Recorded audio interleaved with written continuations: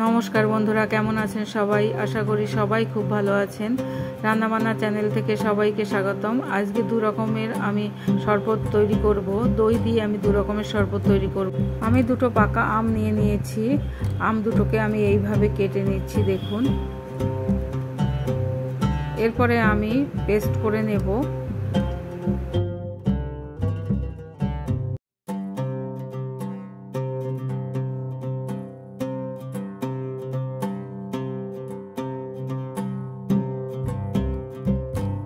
Half cup चीनी आमी powder करे निয়েছি। তারপরে আমি 1.5 কাপ মতো টক দই দেব। টক দইটা দিয়ে চিনির পাউডারের সাথে একটু মিক্স করে নেব। দেখুন মিক্সড করে আমি ঢেলে নিয়েছি। এরপরে আমি দিয়ে দেব হাফ চামচ বিট নুন।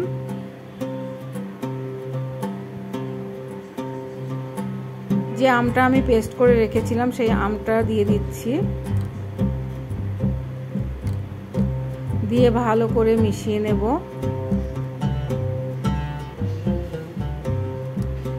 এরপরে আমি কিছু আইস দিয়ে দিচ্ছি। আমের এই শরবতটা খেতে ভীষণই ভালো লাগে। গরমের সময় তো দারুণ লাগে খেতে। আপনারা একবার ট্রাই করে দেখতে পারেন।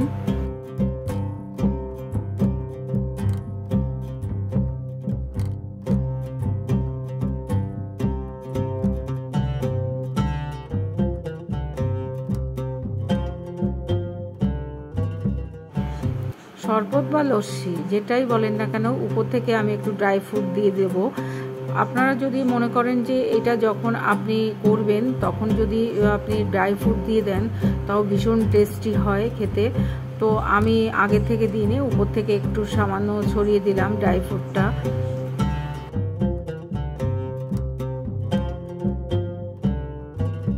এরপরে আমি সস তৈরি করব। দেখুন কিভাবে আমি সস তৈরি করি। এরপরে আমি 1 কাপ দই নিয়ে নিয়েছি আর 2 কাপ জল দিয়ে দেব। দই আর জলটা খুব ভালো করে মিশিয়ে দিতে হবে। আমি দই আর জলটাকে ভালো করে মিশিয়ে দেওয়ার জন্য ডালের কাঁটা ইউজ করেছি। আপনারা চাইলে ব্লেন্ডারে ব্লেন্ড করে নিতে পারেন। দেখুন আমি কিভাবে করছি। ডালের কাঁটাটা এইভাবে ঘুরিয়ে ঘুরিয়ে ভালো করে জলের সাথে মিশিয়ে নিচ্ছি। এরপরে আমি দিয়ে দেব একটু ধনেপাতা।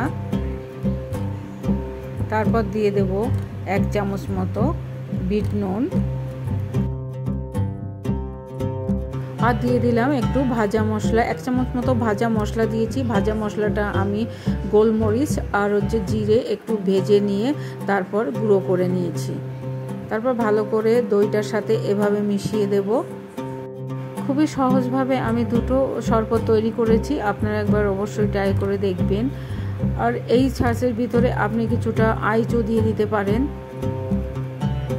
ভিডিওটা যদি আপনাদের কাছে ভালো লেগে থাকে তাহলে আমার সাথে থাকার অনুরোধ রইল। ভালো থাকবেন, সুস্থ থাকবেন। ধন্যবাদ।